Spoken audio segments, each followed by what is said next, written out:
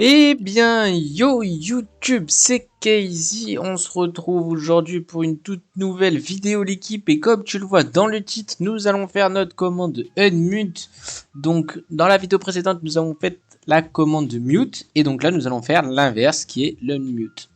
Donc avant que cette vidéo commence, n'hésitez pas à liker, commenter, partager cette vidéo. N'hésitez pas à vous abonner si ce n'est pas déjà fait et activer la cloche de notification si ce n'est pas non plus déjà fait. Et je vous invite tous à rejoindre le Discord qui se trouve en description pour ne pas louper les prochaines vidéos des tutoriels et tout simplement pour qu'on puisse vous aider à vos différents développements que vous faites actuellement sur votre bot ou autre. Donc bah, c'est parti, nous allons ouvrir notre projet donc qui est YouTube tutoriel que nous ouvrons avec Visual Studio Code juste à l'instant. Donc nous allons créer une nouvelle commande qui va s'appeler unmute.js. Donc une fois que cette commande a été créée, nous allons reprendre la structuration de notre commande de mute. D'accord? On va coller juste ici. Donc ici, nous pouvons enlever le MS parce que le MS ne servira plus à rien pour le moment. Ici, on va mettre unmute permet d'unmute tac un utilisateur. Donc là, tout ce qui est raison et time, on enlève. Celle-là ne sert strictement à rien. Ici, on laisse comme c'est. Donc mute member, on laisse. Donc user. Donc là, en fait, on peut supprimer tout le code sauf le const user. Parce que celui-là, il va nous intéresser. Donc ici, une erreur est survenue sur la commande unmute. Et donc là, tout simplement, nous allons faire un if user on return interaction.reply et comme contenu, veuillez entrer un utilisateur valide. On met tout dans un petit éphéméral pour que ce soit un peu plus professionnel. Une fois que ceci est fait, nous allons faire tout simplement un if mute. Alors mute user. Alors je crois que c'est community disabled.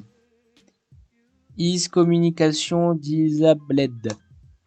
C'est bien ceci. Return. Donc là, ce petit bout de code is communication disabled, c'est pour savoir si l'utilisateur est mute ou non. Si l'utilisateur n'est pas mute, alors on fait un interaction.reply comme content. L'utilisateur qu'on pourra mettre user n'est pas mute.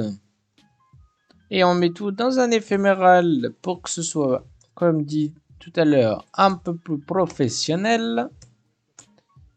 Et maintenant que nous avons fait ceci, nous pouvons faire un await pour chercher l'utilisateur et on fait un timeout et on met nul pour que ce soit réinitialisé. Et une fois que c'est bon, nous faisons un return pour retourner un message. Interaction.reply content. Je viens d'unmute l'utilisateur user. Point. Il n'y a pas de suite. Et donc on peut laisser tout comme ça. Et donc voilà, nous avons fini notre commande unmute. Donc bah pour ce faire, ça va être simple. Hein. On va essayer le projet pour savoir si cela convient directement à nos attentes. Alors ici, on pourrait faire une autre condition if. Alors on va récupérer dans notre mute. Nous avons fait if user est égal interaction member qu'on peut mettre ici. Donc if user interaction member, vous ne pouvez pas vous unmute.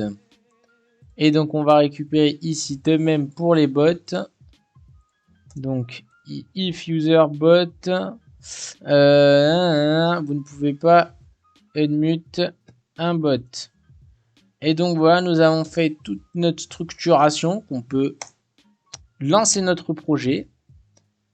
Et on peut essayer ceci. Alors là, moi, le compte tutoriel, il a été unmute. Donc si jamais par exemple je fais slash unmute tutorial account, il va me dire l'utilisateur n'est pas mute, comme vous le voyez ici. Mais si en contrepartie je fais slash mute Donc je mets tutorial account un jour pour la raison test. Donc il a bien mute l'utilisateur. Mais si jamais là, en contrepartie, je fais unmute, par exemple, un bot, vous ne pouvez pas unmute un bot. Et si jamais je fais unmute slash unmute moi-même, vous voyez bien que vous ne pouvez pas vous unmute. Mais si je fais bien évidemment maintenant unmute avec tutorial account, il va le trouver et je viens d'unmute l'utilisateur tutorial account et on voit bien qu'il n'y a plus ici l'arrêté d'exclure. Donc maintenant nous pouvons aller dans les logs du serveur pour voir ce qui s'y est passé. Donc a mis à jour, donc il m'a exclu l'utilisateur tac tac tac. Ok, non, ça c'était hier. Ou c'était lundi dernier. Aujourd'hui, exclusion jusqu'à demain 13h47 et exclusion terminée. Donc là, on a deux options. Une option qui s'est faite tout à l'heure et la deuxième option qui s'est faite à l'instant. Donc voilà l'équipe. Là, cette commande n'était on ne peut plus simple. Donc je vais vous expliquer en bref détail. Cette commande est vraiment rapide et simple. Donc si jamais il ne trouve pas l'utilisateur, je vous explique plus les slash options, cela ne sert plus à rien maintenant.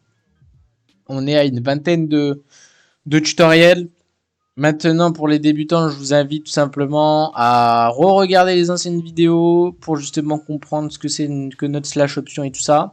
Mais ici, bon voilà, je vais vous expliquer à partir d'ici.